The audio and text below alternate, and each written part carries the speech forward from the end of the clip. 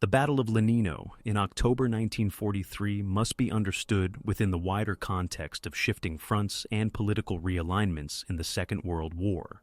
By this time, the Eastern Front had already witnessed decisive Soviet victories at Stalingrad and Kursk, and the Red Army was preparing a series of offensives to drive the Wehrmacht westward. Within this framework, the battle acquired a dual significance. Militarily, it was part of Soviet efforts to breach German defenses along the Dnieper Line. Politically, it marked the first deployment of the newly created Polish People's Army under Soviet auspices. The origins of this formation lay in the broader reconfiguration of Polish politics in exile.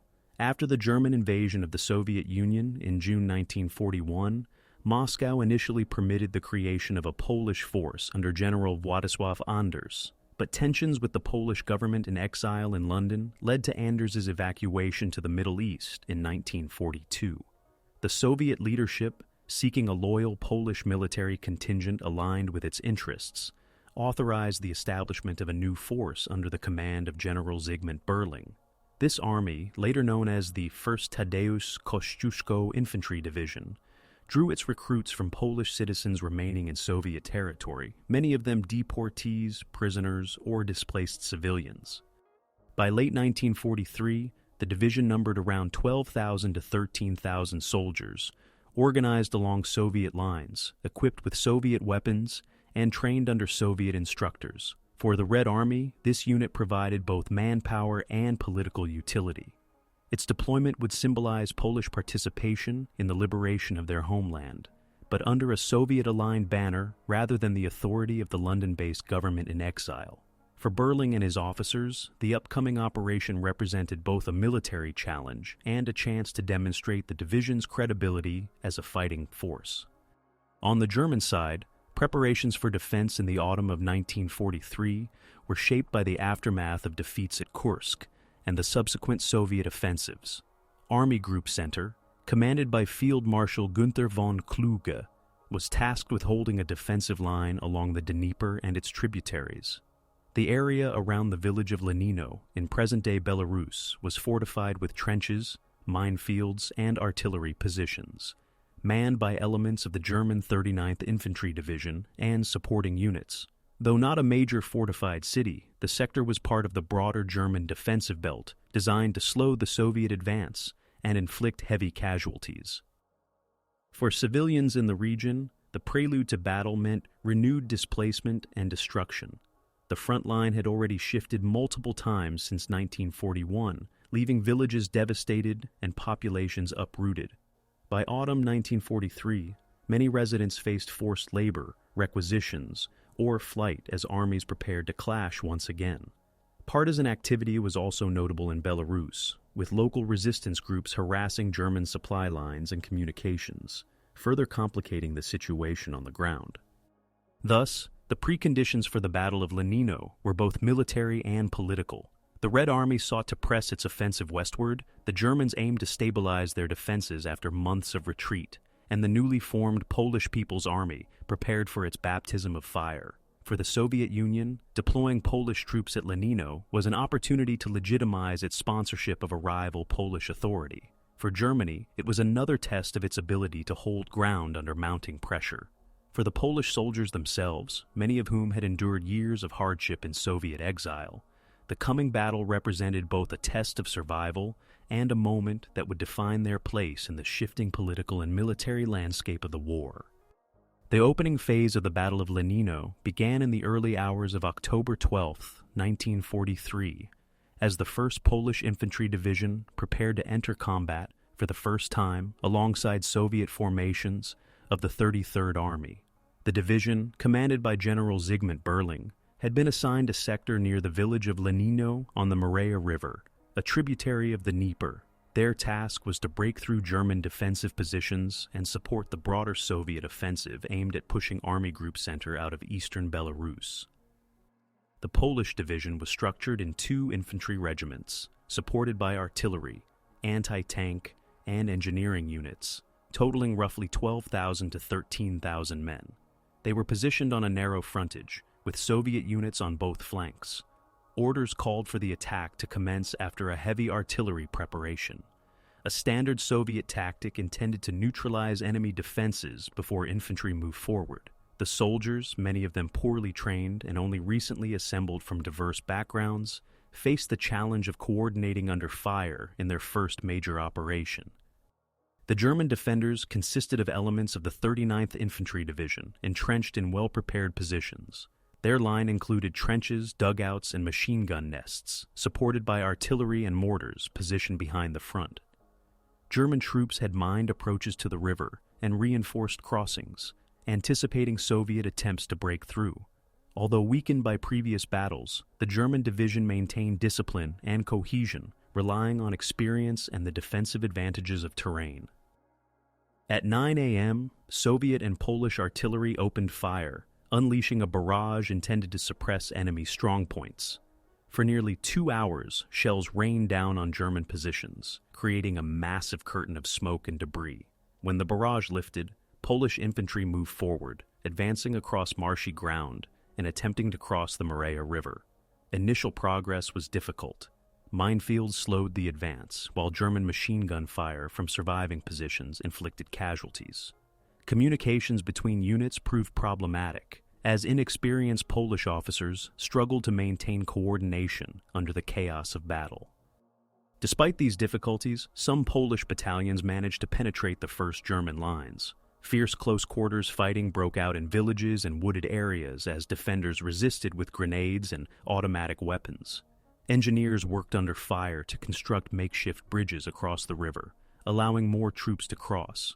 However, German counterattacks, supported by artillery, disrupted these efforts, forcing Polish units to fight defensively even as they tried to maintain momentum.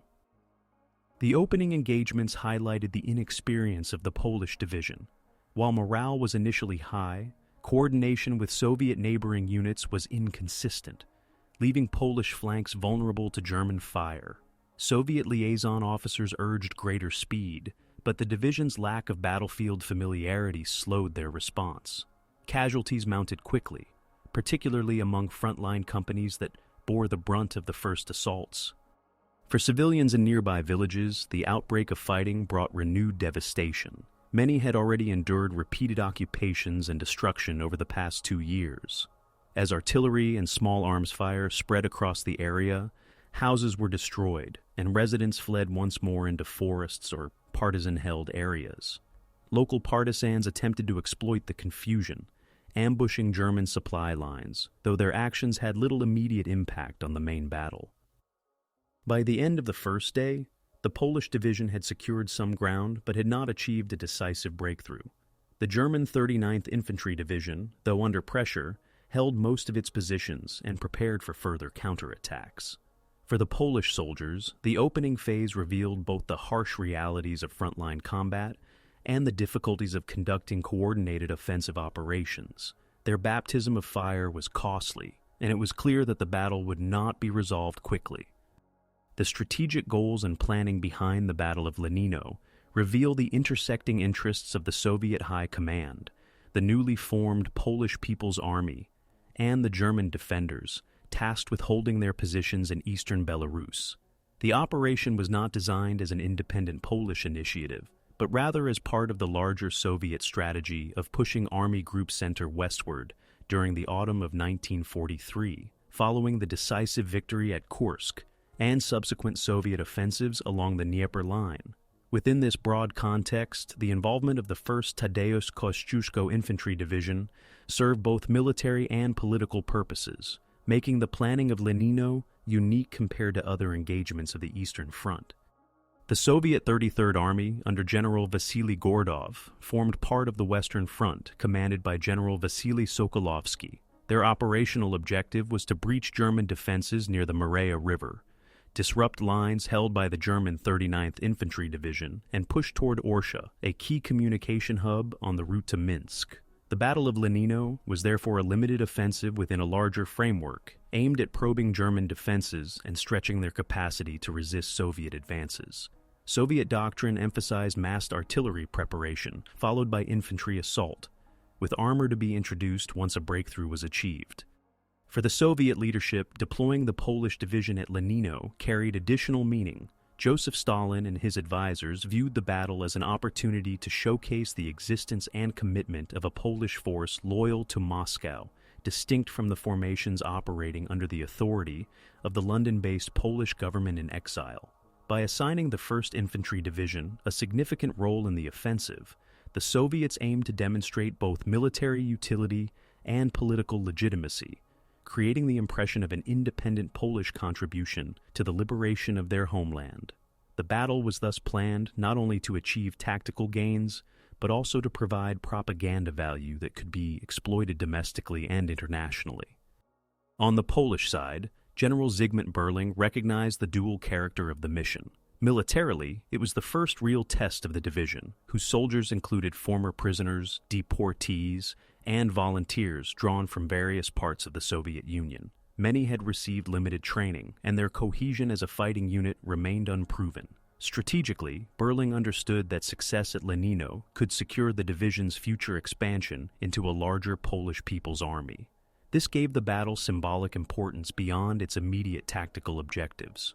Berling's planning, however, was constrained by Soviet command structures. The Polish division operated under Soviet orders, with little autonomy and decision-making.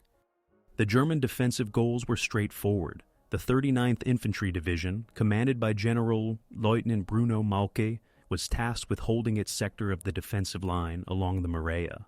After the catastrophic losses at Kursk and the retreat from Orel, German strategy emphasized delaying Soviet advances, buying time for Army Group Center to reorganize and prepare new defensive positions further west.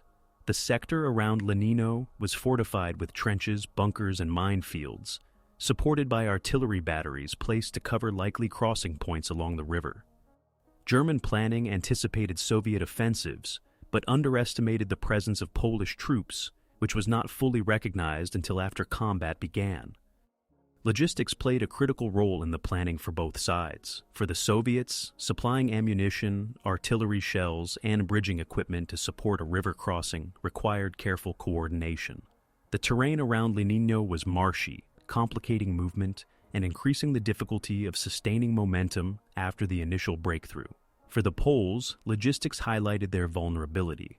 While they were equipped with Soviet rifles, machine guns, and artillery, they relied entirely on Soviet supply lines and had little reserve capacity if ammunition ran short.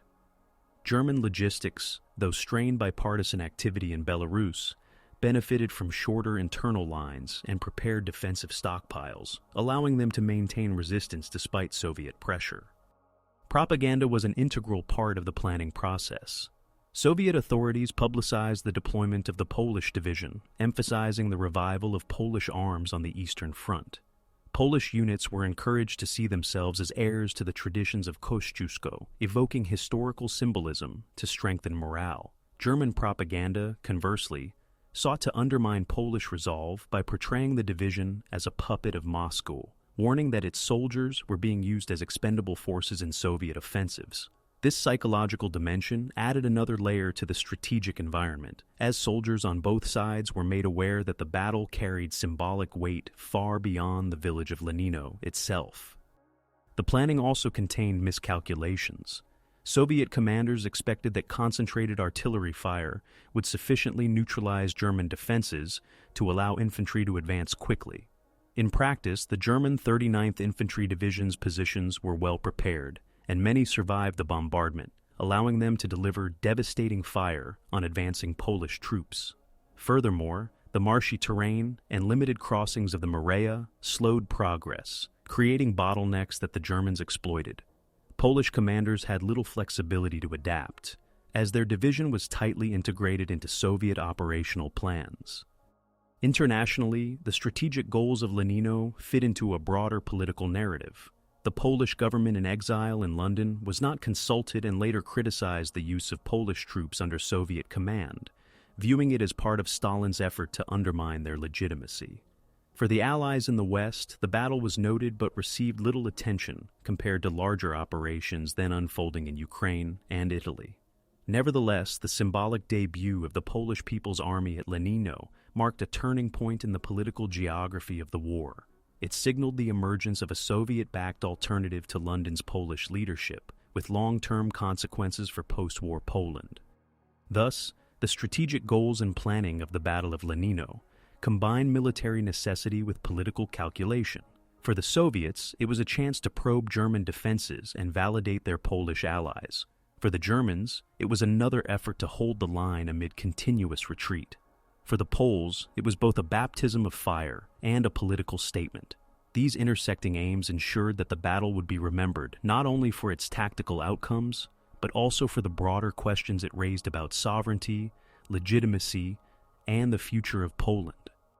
The opening engagements of the Battle of Lenino on October 12, 1943, brought the theoretical plans of Soviet and Polish commanders into direct confrontation with the reality of entrenched German defenses and the limitations of a newly formed army unit facing its first true test. The morning began with an artillery barrage of significant intensity. Soviet and Polish guns fired thousands of shells across the Morea River, targeting positions held by the German 39th Infantry Division. The bombardment was intended to neutralize bunkers, disrupt communication, and cut wire defenses. For nearly 2 hours, the ground shook under the impact of heavy guns, mortars, and rocket launchers. Clouds of smoke and debris obscured visibility, and Soviet commanders believed that their fire had sufficiently prepared the way for infantry to advance. As the barrage subsided, Polish soldiers of the 1st Tadeusz Kościuszko Infantry Division advanced toward the river crossings.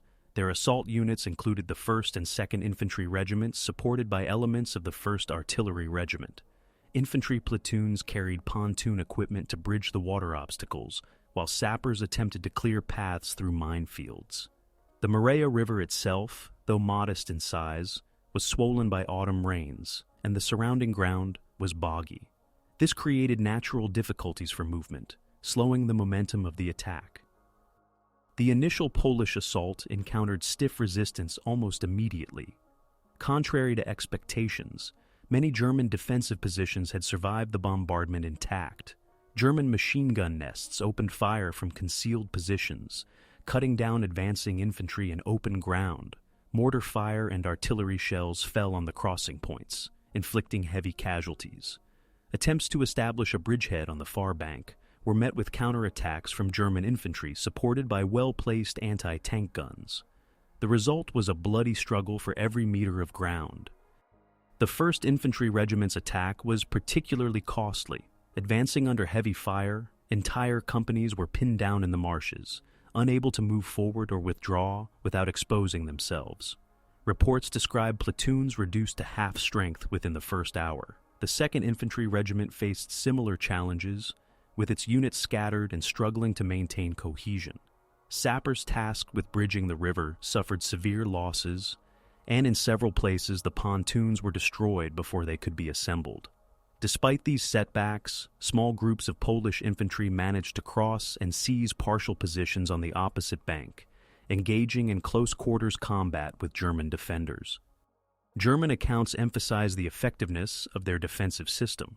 The 39th Infantry Division had dug extensive trench networks reinforced with bunkers and camouflage positions. Their artillery, positioned behind the front line, was able to deliver accurate fire on crossing attempts. German officers noted that the Poles displayed determination but lacked battlefield experience, often advancing without sufficient coordination between infantry, artillery, and supporting units. Nevertheless, the sheer intensity of the Polish effort forced the Germans to commit reserves earlier than planned, demonstrating that the attackers were capable of exerting real pressure. Civilians in the nearby villages of Lenino and Trigubovo experienced the battle from a different perspective. Many had already endured years of German occupation and the destruction of previous Soviet offensives. On October 12th, they found themselves trapped amid artillery exchanges and infantry assaults. Houses were damaged or destroyed by shellfire, and those who could fled into surrounding forests. Others were forced to remain in basements or makeshift shelters, listening to the sounds of combat drawing closer. The presence of Polish soldiers added a symbolic dimension. For local inhabitants, it was the first sight of Poles fighting under Soviet command, a development that carried political significance but offered little immediate relief from the violence engulfing their villages. As the day progressed, Soviet command pushed for renewed assaults, Soviet divisions on the flanks attempted to widen the offensive, but their progress was also slow and costly. The Polish division was ordered to continue pressing forward despite heavy casualties. Communication lines became strained as commanders struggled to maintain control over scattered units. Radios failed under the intensity of bombardment, and runners carrying orders were often killed or delayed. This lack of coordination exacerbated the difficulties already caused by terrain and German resistance. Despite the obstacles, some tactical successes were achieved. Elements of the Polish 1st Regiment managed to capture sections of German trenches after intense hand-to-hand fighting. These localized gains, however, could not be expanded due to lack of support. German counterattacks frequently forced the Poles to retreat from positions they had seized only hours earlier. The front lines shifted back and forth repeatedly, creating confusion for both sides and preventing a decisive breakthrough. The morale of the Polish troops varied throughout the engagement. For many soldiers, this was their first exposure to large-scale combat. Accounts describe shock at the scale of casualties and the relentlessness of German fire. At the same time, determination to prove themselves was evident. Soviet political officers attached to the division encouraged soldiers by reminding them of the symbolic importance of their role as the first Polish unit reconstituted on the Eastern Front. Such encouragement could not offset the reality of battlefield losses, but it contributed to maintaining discipline during chaotic moments. The Germans, for their part, recognized that the Polish forces fought with unusual intensity despite their lack of experience. Reports from the 39th Infantry Division indicate respect for their courage, though the defenders also noted repeated tactical mistakes. From the German perspective, the Polish assaults were wasteful in manpower and failed to achieve their stated objectives. Yet the strain of continuous attacks did reduce German reserves and disrupted their ability to rotate units. By the end of October 12th, the battlefield was littered with casualties on both sides. Estimates suggest that the Polish division lost several thousand men killed, wounded, or missing during the first day alone. German losses were smaller, but still significant, particularly in forward positions repeatedly targeted by artillery and infantry. The front lines had shifted little, with neither side achieving decisive control of the contested sector. The early clashes at Lenino highlighted the difficulties of river-crossing operations against entrenched defenders, especially when conducted by inexperienced units under pressure to prove their effectiveness. They also revealed the tension between symbolic and military goals.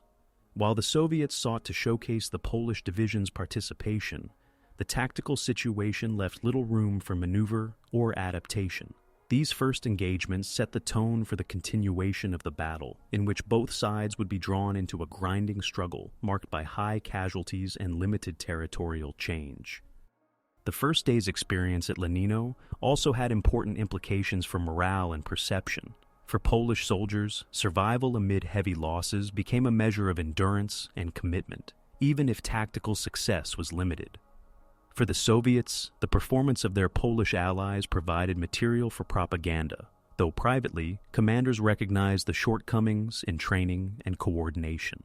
For the Germans, the appearance of Polish units under Soviet command was a reminder of the shifting political landscape of the war, in which even occupied nations could re-emerge as combatants aligned with one or another great power. In sum, the opening clashes of the Battle of Lenino were brutal and indecisive. They demonstrated both the determination of the Polish People's Army and the resilience of German defenses. While the initial objectives of breaking through to Orsha were far from realized, the engagements established the battlefield dynamics that would persist over the following days. Attritional fighting, contested positions, and the constant interplay between symbolic significance and military necessity. The escalation of the Battle of Lenino unfolded over the course of October 13th, 1943, when both the Polish 1st Infantry Division and the German 39th Infantry Division sought to consolidate and expand their positions after the chaotic clashes of the previous day. By this time, the battle had developed into a struggle of attrition, characterized by repeated assaults, counterattacks, and mounting casualties, with both sides straining their resources and command structures to maintain cohesion in an increasingly unstable front line. For the Poles, the first day's experience had demonstrated the severe difficulties of river-crossing operations under fire. Heavy losses, confusion in command, and gaps in communication had slowed progress and prevented decisive breakthroughs. Nevertheless, orders from Soviet command insisted that the offensive continue. General Zygmunt Berling, though aware of his division's exhaustion and the scale of losses, pressed forward with renewed assaults. This decision reflected the broader Soviet doctrine at the time, which emphasized relentless pressure on enemy defenses, regardless of casualties, as a means of wearing down German resistance. The morning of October 13th began with another artillery barrage, though shorter and less intense than the day before. Soviet guns, supplemented by Polish batteries, again targeted German trench lines and rear positions. However, German artillery had adjusted its tactics overnight, relocating batteries and strengthening counter-battery fire. When the barrage lifted, Polish infantry attempted to advance once more, focusing on sectors where limited gains had been made on the previous day. The ground remained marshy and strewn with mines, making rapid movement nearly impossible. German defenders, though weakened by continuous pressure, displayed resilience. The 39th Infantry Division had reorganized its forward elements during the night, moving reinforcements into threatened areas and re-establishing defensive fire zones. Their machine guns and mortars again proved effective in disrupting Polish advances. The German command also began to employ small, mobile counter-attack groups, often supported by assault guns or field artillery, to retake lost positions before the Poles could consolidate them. These tactics increased the tempo of fighting and created a cycle of attack and counterattack across a relatively small area of contested ground. The cost for the Poles was severe. Battalion-level reports describe companies reduced to a fraction of their initial strength, with officers often killed or wounded early in assaults, leaving junior leaders to improvise under fire. Medical evacuation was slow due to the terrain, and wounded soldiers frequently remained on the battlefield for extended periods. Soviet medical units attempted to assist, but the sheer volume of casualties overwhelmed available resources. Polish artillery, while providing significant fire support, also encountered difficulties in coordination. Forward observers struggled to maintain communication with batteries due to German shelling and the destruction of telephone lines. This led to delays in targeting and, at times, inaccurate fire that fell short or overshot German positions. The result was a perception among frontline infantry that artillery support was insufficient or mistimed, compounding frustration and fatigue. German accounts from the same period note that, while the Polish attacks lacked sophistication, their persistence forced German units into a near-constant state of alert.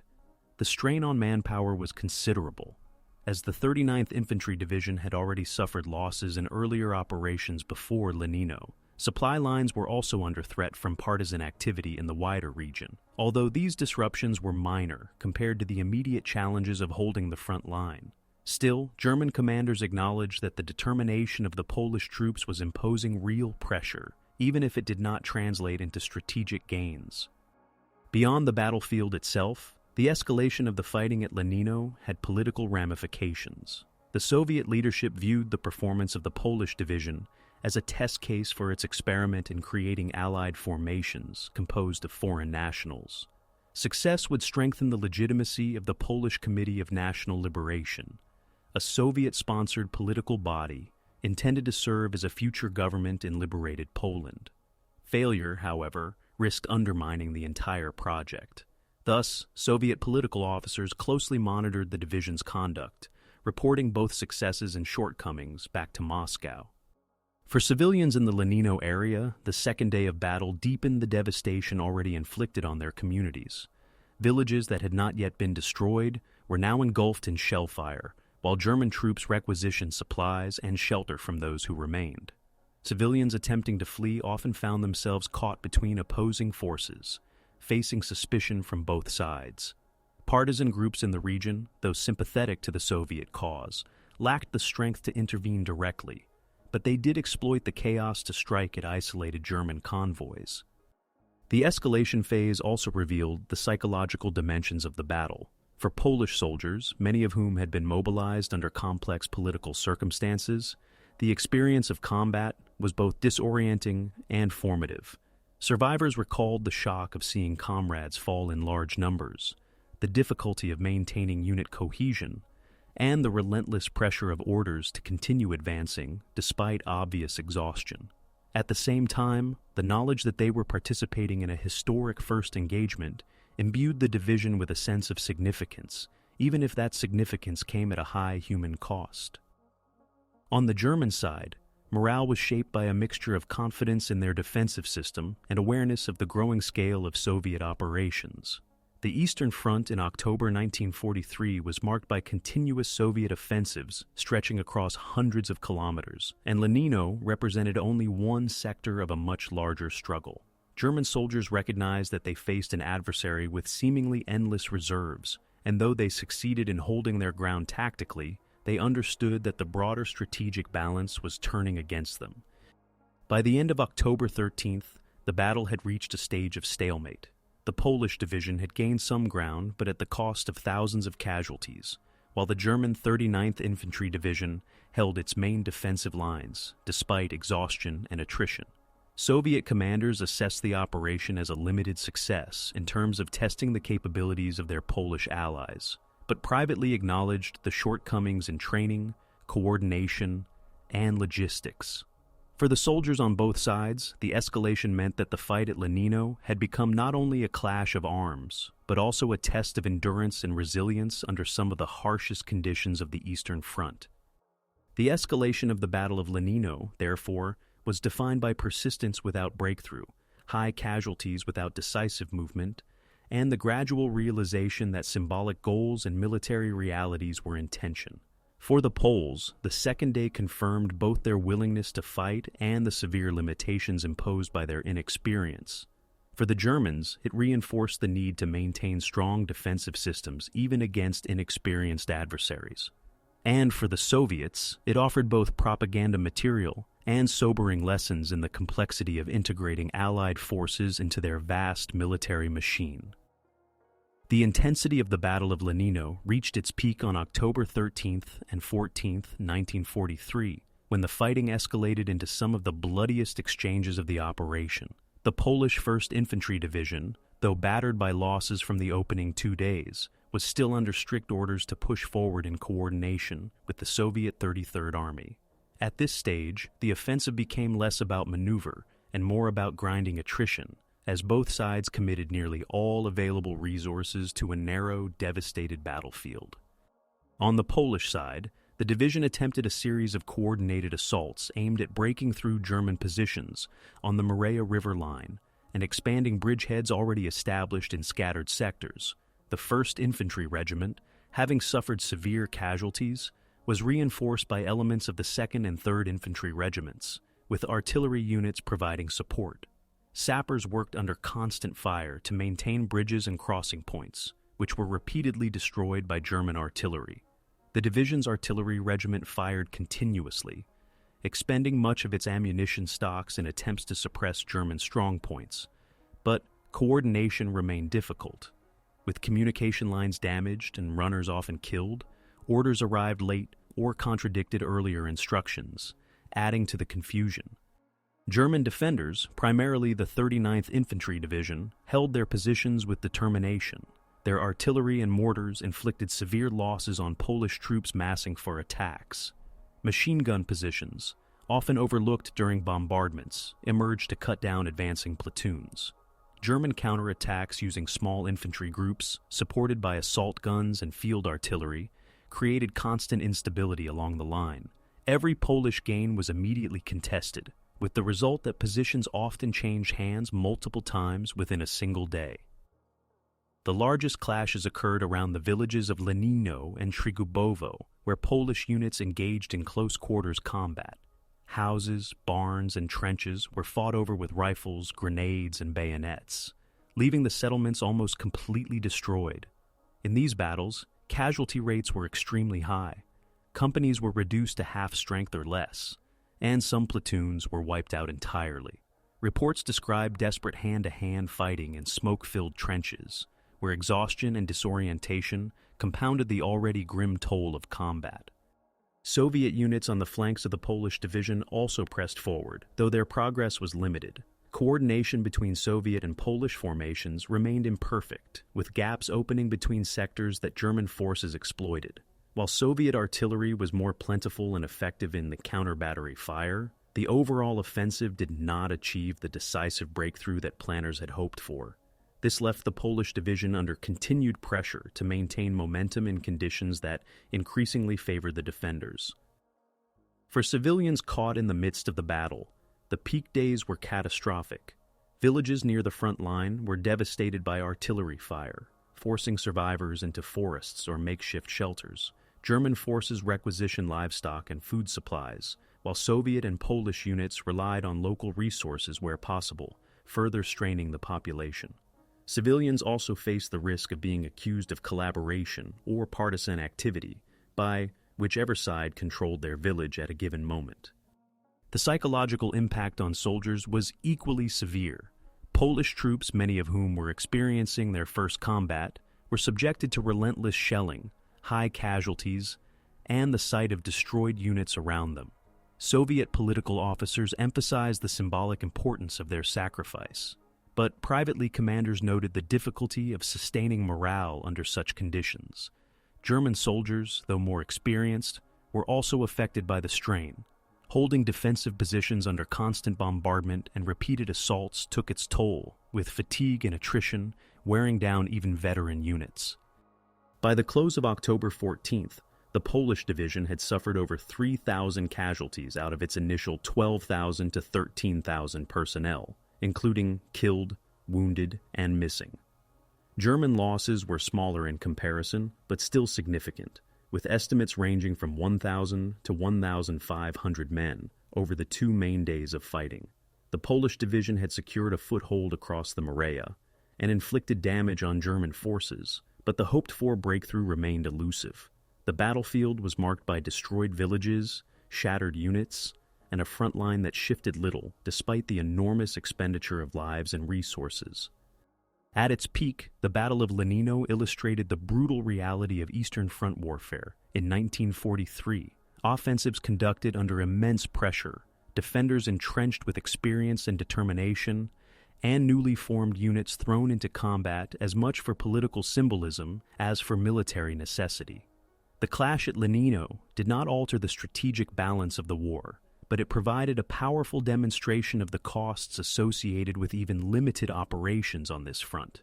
For the soldiers of the 1st Polish Infantry Division, the experience would leave lasting scars, shaping both their perception of the war and the way the battle would later be remembered in political and historical narratives.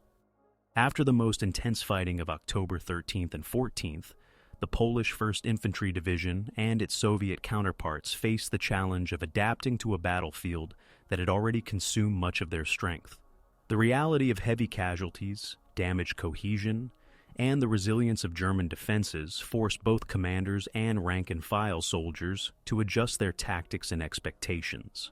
Resistance and adaptation became the central features of the following days, as the offensive stalled, but fighting continued. On the Polish side, adaptation meant improvising under conditions that had not been anticipated during training. Units that had been reduced to half or even a third of their original strength were restructured on the spot, with survivors consolidated into ad hoc companies. Junior officers assumed responsibilities left vacant by fallen commanders, and coordination relied heavily on personal initiative. In some cases, mixed groups of soldiers from different regiments held trench lines together, relying on whatever communication methods they could manage: flares, shouted orders, or hand signals across smoke-filled fields. Polish artillery, though limited in ammunition after 2 days of intense fire, shifted its focus toward defensive barrages rather than continuous offensive bombardment. This was a practical adjustment, rather than attempting to break through entrenched German positions, which had proven costly and often ineffective. The guns were used to disrupt counterattacks and protect vulnerable infantry units trying to hold ground already won. Engineers also adapted by reinforcing makeshift bridges and constructing crude fortifications in marshy terrain, allowing at least some stabilization of positions. German defenders also demonstrated adaptation. The 39th Infantry Division, though strained by continuous assaults, adjusted its defensive tactics to maximize efficiency. Mobile counterattack groups were increasingly used to retake trenches immediately after Polish assaults. German artillery units refined their fire control, directing shells at crossing points and suspected assembly areas with increasing accuracy. Reports from German field commanders indicate that they recognized the growing exhaustion of their adversaries and sought to exploit it through targeted strikes, designed to inflict maximum disruption with limited manpower. Civilian experience of this phase of the battle reflected the prolonged nature of the fighting. Many local inhabitants had already fled during the first days, but those remaining faced shortages of food and shelter. Forests around Lenino became temporary camps for displaced villagers, where survival depended on scavenging and assistance from partisan groups. For civilians, adaptation often meant learning to navigate between both sides, providing minimal cooperation to whichever force controlled their area in order to avoid reprisals. Psychological adaptation was perhaps the most difficult. For Polish soldiers, the initial enthusiasm of entering combat as a symbol of national reemergence under Soviet auspices had given way to a grim determination simply to endure. Accounts describe men digging deeper trenches not only for tactical purposes, but also as a means of creating a sense of security against relentless shelling.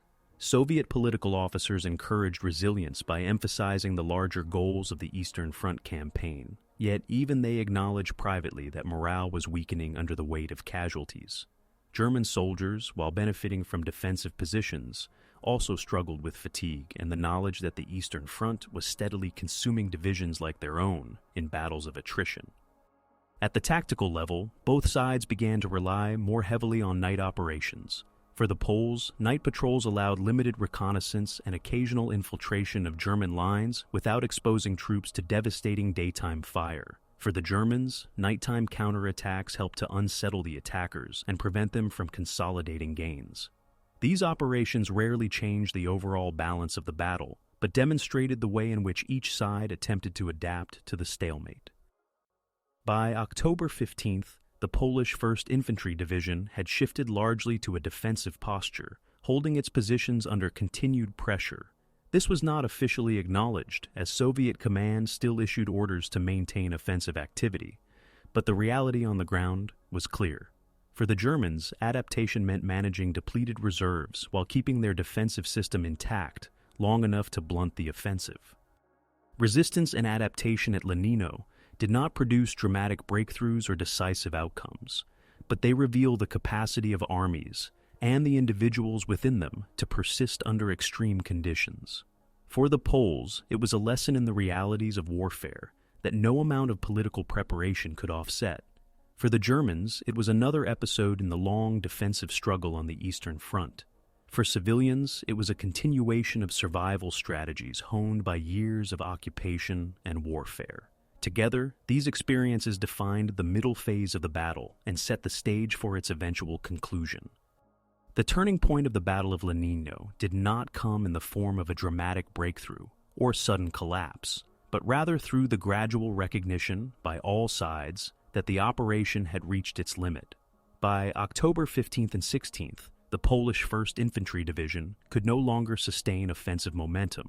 Exhaustion, mounting casualties, and logistical strain forced commanders to reconsider their approach, while the German 39th Infantry Division realized that although it had held its lines, the continuous pressure had inflicted attrition that weakened its broader capacity on the Eastern Front.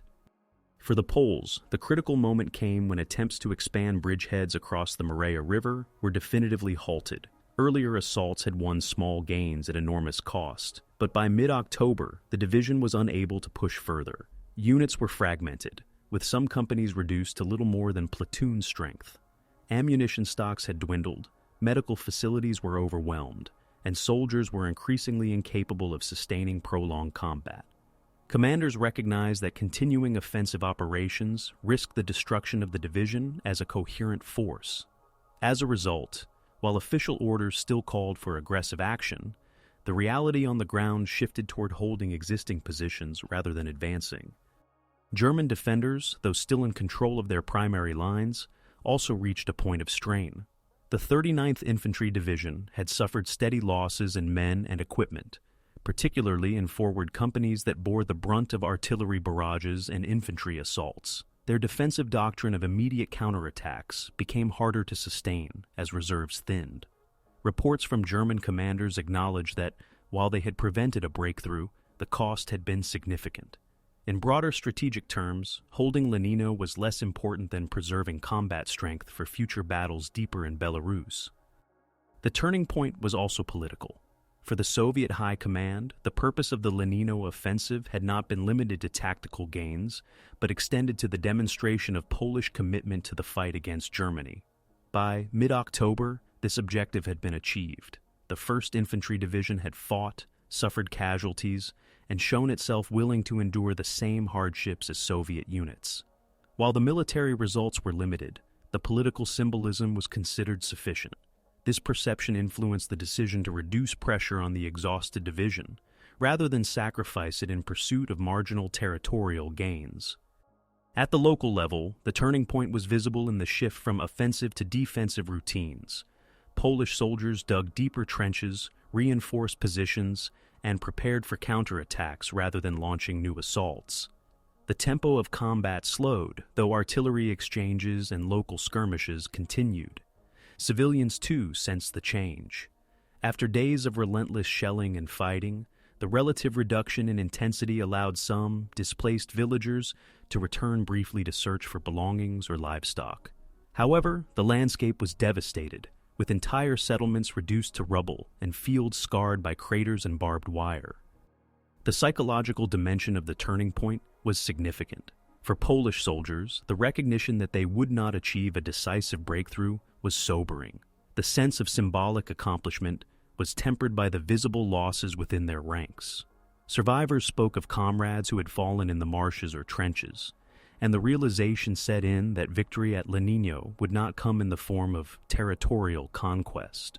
For German troops, the turning point was experienced as relief that the most intense assaults had subsided, though this was accompanied by the knowledge that attrition was steadily eroding their ability to hold the Eastern Front in the long term. For the Soviets, the turning point reinforced lessons about integrating Allied units into offensive operations. While propaganda celebrated the bravery of the Polish division, military staff analyzed the shortcomings in training, communication, and coordination. The conclusion was that future operations would need to account for these weaknesses while continuing to use Allied units as politically valuable participants. Thus, the turning point of the Battle of Lenino was not marked by dramatic movement of front lines, but by a shared recognition across all sides. The battle had exhausted its potential. For the Poles, it was the end of their baptism of fire. For the Germans, it was another costly defense in a long series of holding actions. For the Soviets, it was proof that their political goals could be advanced even through limited tactical outcomes. In this sense, Lenino's turning point was less about territory and more about the transition from active assault to consolidation, from immediate combat to the lessons and consequences that would follow. By October 16, 1943, the Battle of Lenino entered its concluding phase. What had begun as a determined offensive aimed at breaching German defenses had now settled into a stalemate. The Polish 1st Infantry Division, depleted and exhausted, no longer possessed the capacity to sustain large-scale attacks. Soviet command recognized that continuing the operation risked unacceptable losses for little strategic return. Orders shifted from advancing to consolidating positions and preparing for withdrawal from the front sector. The immediate aftermath on the Polish side was one of exhaustion and reorganization. The division, which had entered the battle with roughly 12,000 to 13,000 men, had suffered over 3,000 casualties in 4 days of fighting. Some regiments were reduced to less than half strength, and many companies were so depleted that survivors were temporarily merged into composite units. Field hospitals overflowed, forcing improvised medical arrangements in barns and cellars. Despite shortages, evacuation of the wounded to Soviet rear areas continued, with Soviet medical trains transporting Polish casualties alongside their own. Survivors described the relief of being pulled back from the front, mixed with the disorientation of realizing how many comrades were missing.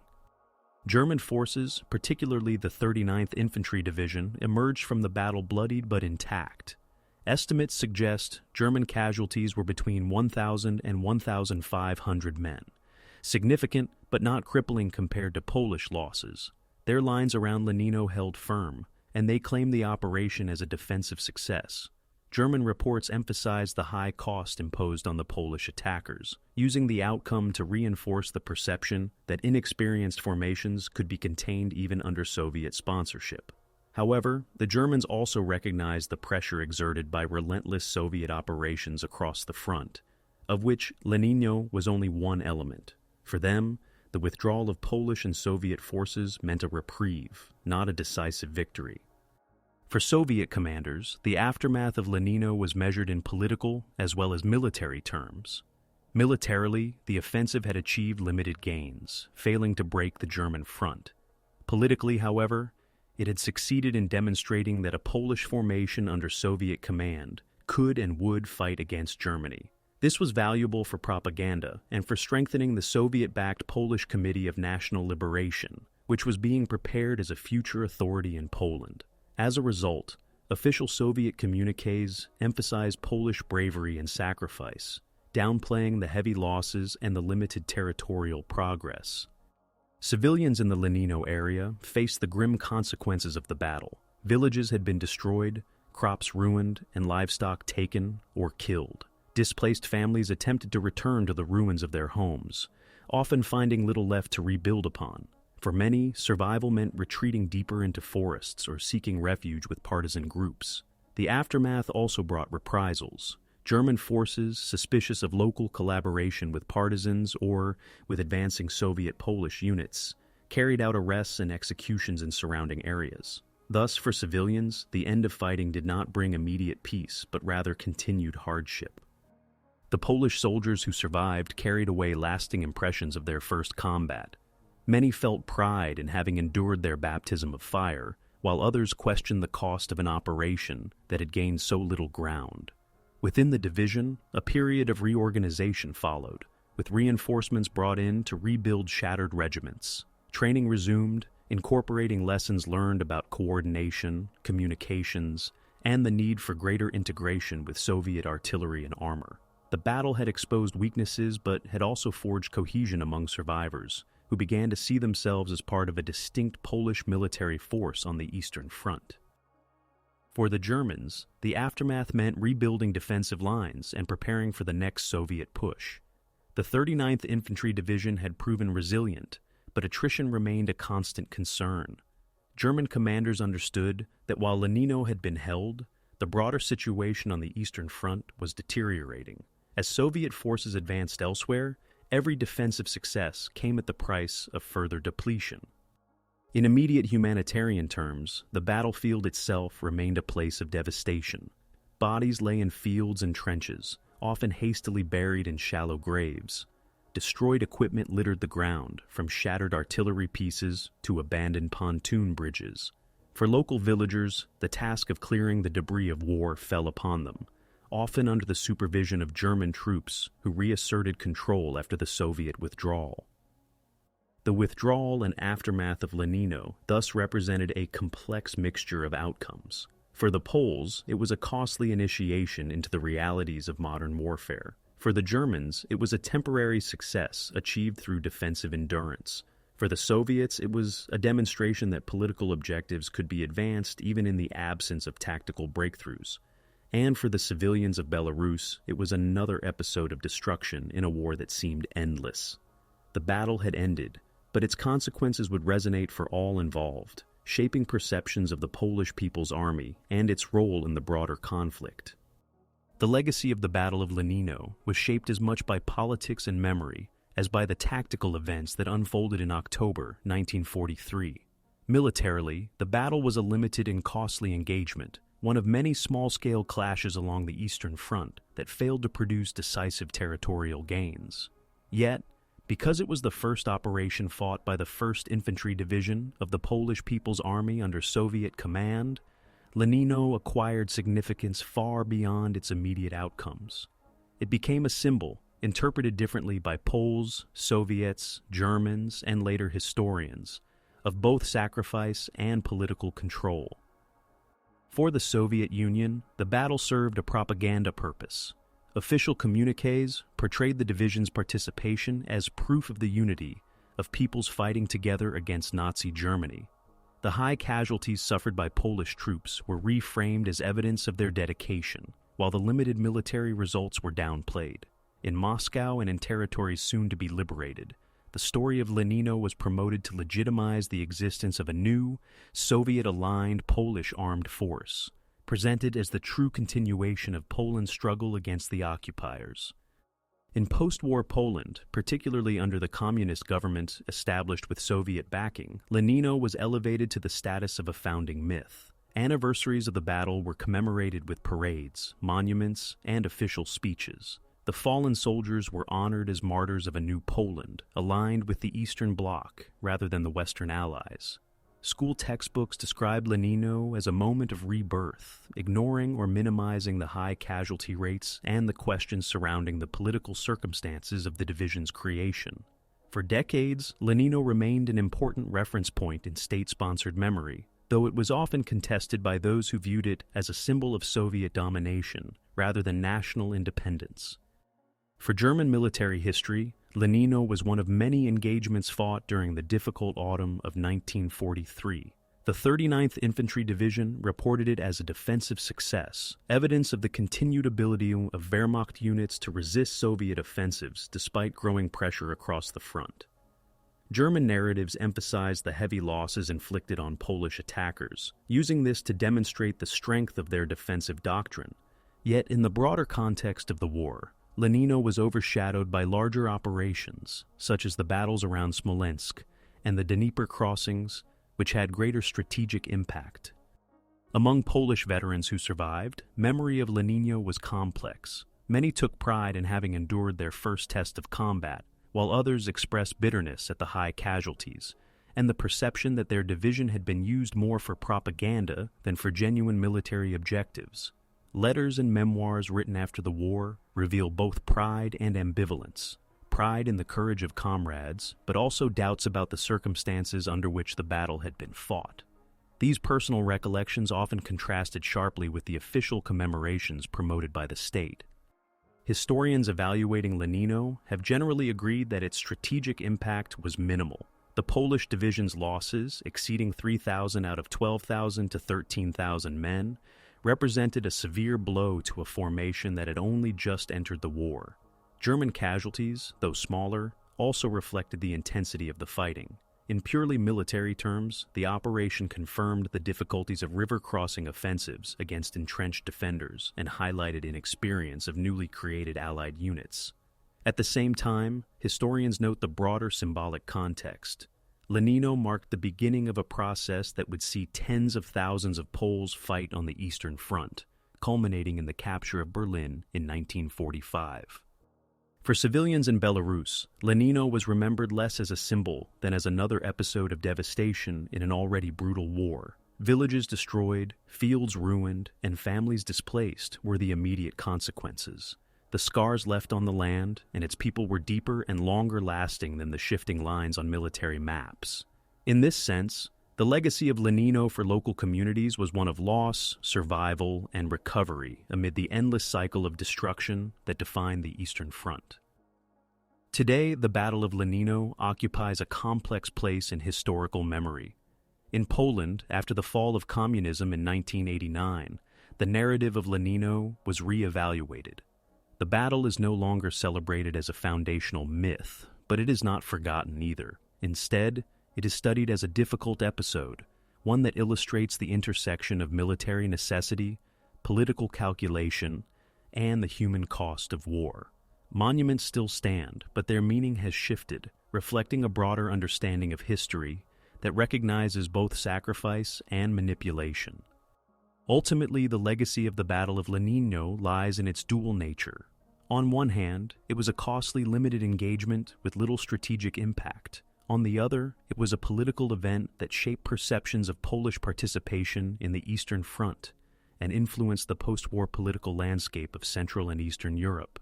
For the soldiers who fought, for the civilians who endured its destruction, And for the states that used it for their own purposes, Lenino remains a reminder of how battles can resonate far beyond their immediate tactical results, becoming symbols, contested memories, and lessons in the enduring interplay of war, politics, and human experience.